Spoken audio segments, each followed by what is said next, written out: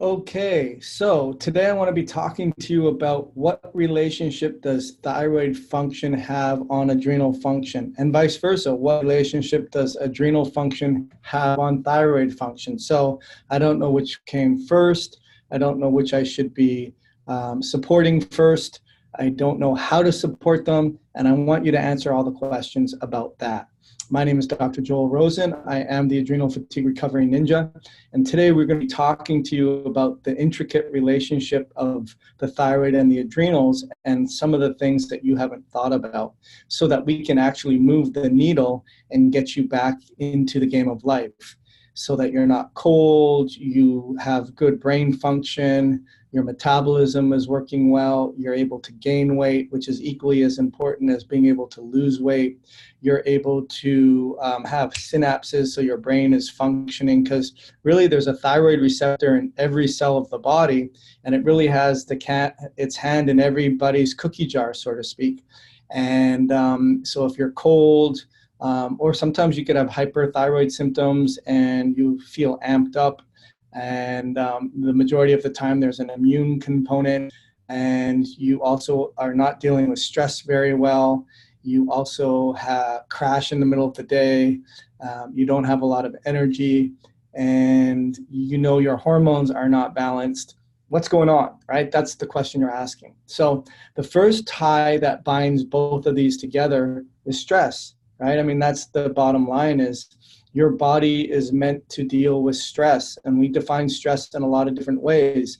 Stress is your life. Stress is your emotional stressors, your chemical stressors, your physical stressors, your environmental stressors.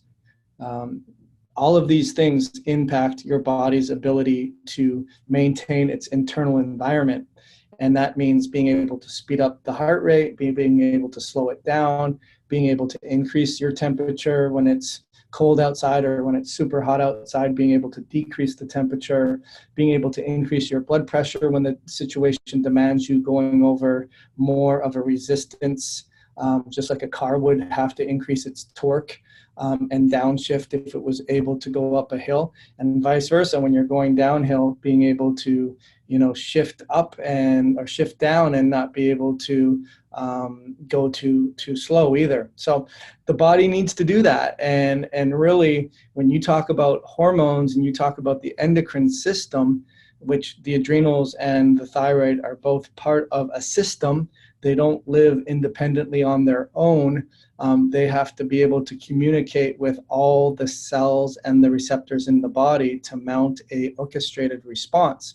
So number one is the tie that binds the adrenals and the thyroid and the adrenals are stressors, right? And there's a multitude of stressors. Number two, the tie that binds these two together is the brain, right? Because the brain has to perceive and interpret and send signals in response to what do we got to do about it.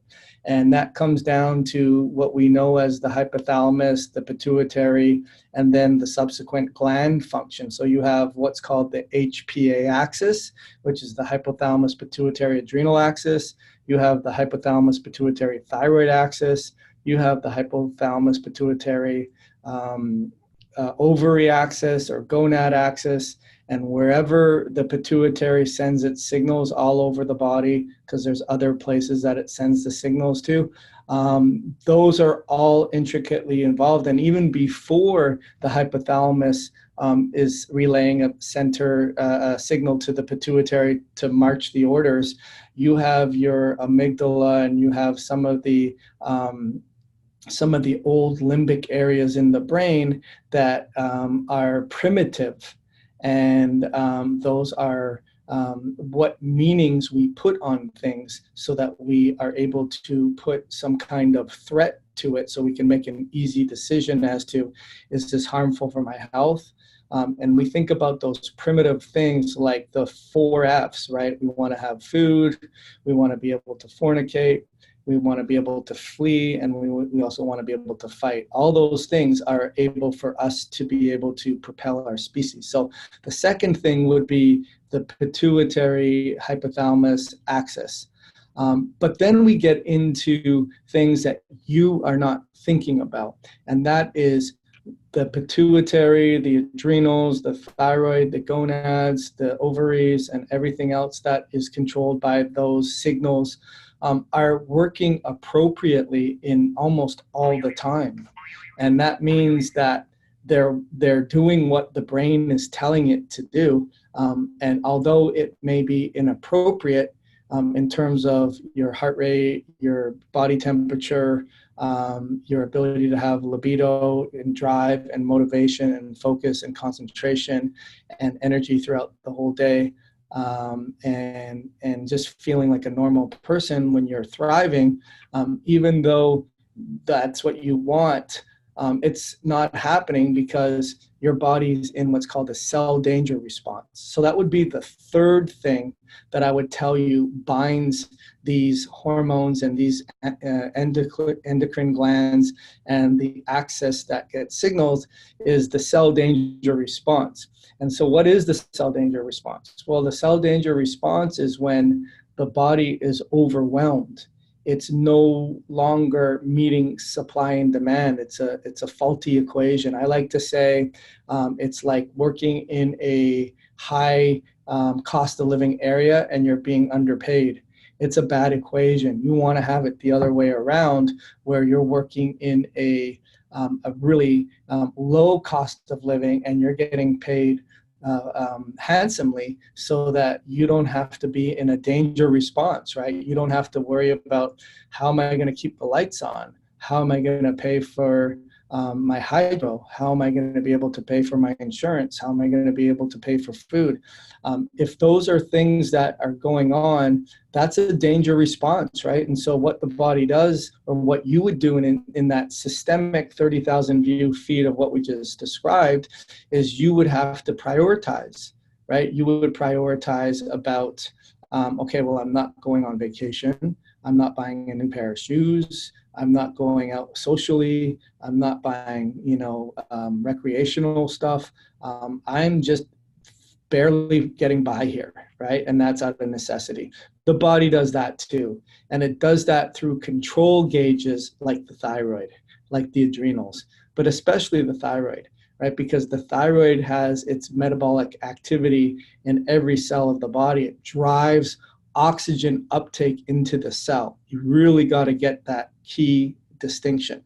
If the thyroid is driving oxygen uptake into the cell so that your body can make energy, and you're in a cell danger response and you have to prioritize where your currency is going, then you're going to have an appropriate response by the thyroid, and it's going to downshift its resources. And all of a sudden you're going to have hypothyroid symptoms, which is totally appropriate. Right? I mean, it's telling you, hey, we're in a cell danger response here. We got to we got to earn more, right? Or we got to lower the cost of living. We got to make the equation better. Where the adrenals fit in is they get signaled to help with the stressors of the cell danger. So, I think they both have a very vital role. I don't know if I would say one's more important than the other. I would say that the thyroid is really driving the metabolic activity, and the adrenals is really driving the immune response, the anti-inflammatory response, the ability to bring glucose and neurotransmitters. It's almost more diverse in what the adrenals do, but the thyroid also is really regulating the oxygen uptake into the cell, which is key, amongst other things. So let's kind of unravel this. So number one, we talked about that the fact is that they both get signaled with stress. We talked about the fact that the brain signals both of them and has an access and a feedback loop to be able to communicate with each other. And then we talked about cell danger. But now they also have to intricately relate to each other, right? And I talk about the adrenals. I don't remember where I heard this, but it's kind of like the Hatfields and the McCoys, where they kind of are nemesis to each other. I don't know if that's completely accurate now, but really they need to communicate with each other. They compete with each other. They support each other. It's sort of a love-hate relationship. And I don't think, I guess the real basic summary of what I'm telling you here is I don't think you specifically focus on independently the adrenals and independently the thyroid. I think the take-home lesson is you really focus in on you're having an appropriate response unless it's an autoimmunity. And even that's an appropriate response, which I'm going to explain to you in a second. You're having an appropriate response for an inappropriate environment, an inappropriate equation, an unequal equation of supply and demand. But what happens is you'll see that the body does many things for the thyroid to slow it down so that you're not burning through your reserves. The pituitary slows down the signaling of the thyroid to not be working so hard. You process less, so you're not converting active hormone into inactive hormone into active hormone. You're producing way more inactive hormone. You also have a bad ratio of good hormone to bad hormone. And then your immune system steps in and produces antibodies to things that allow the thyroid to work. I mean, that's not faulty. That's a system that's working highly sophisticatedly and is doing whatever it can. It's pulling all the stops to stop you from bending and depleting at a higher rate, really doing that. As far as the adrenals go, you have a lot of compensatory mechanisms as well. You have the fact that you have a sort of a shifting of priority where your ratios of hormones get skewed in favor of cortisol at the sort of at the discretion of your sex hormones. So a lot of the times you'll see your estrogen, your progesterone, your testosterone, your DHEA. All of those things will go low because you are in a stress response and your body really needs to make cortisol. Then you'll start to see some breakdown components of that where you have high free fraction of the hormone and it's not getting inside the cell because you're over bombarding the cell with too much messages and the cell becomes resistant. Again, a cell danger response. So I guess the big point is I want you to think about this differently. I want you to think about it's not going faulty the majority of the time. It's doing what it should do for inappropriate stimuli. I think that's a really important take-home message. I also think that you have to focus on the danger. You have to focus, and usually those are things like absorption issues, inflammatory issues, detoxification issues, histamine issues, oxidation issues, which is inflammatory, even chemicals and pathogens. Those are typically going to be the majority of what drives the cell danger. So mold is very, very common. Lyme disease is very common. Reoccurring viral infections, which just drives me crazy. I had a conversation with someone today, and when I asked him, he said that he had mono when he was younger, and then I asked him, which I already knew the answer, and what did the doctor say when you told them that this was, or that they found that you had an infection? They said, well, it's a past infection. I don't need to worry about it anymore. And I said, okay, well, then if you got a herpes virus a long time ago and it still shows it's an IgG positive past infection interpreted, virus, why do you have a cold sore right now there? Why? Because it's past or it reactivated, and he got it and you get it, where there's no law book that's been grounded in granite in the medical books saying that IgG is a past infection that can't reactivate. And I think we need to bring the education system up to the 2019 year of age and not the dark ages. And I really feel that is doing you a disservice. But anyways, I digress. So the take-home messages. What are the take-home messages? The take-home messages are really thinking about the fact that there's a cell danger response, the fact that you have an unequal equation between supply and demand. Your cost of living, analogy-wise, is way more than your pay, and your body is very smart and sophisticated, and it goes through prioritization.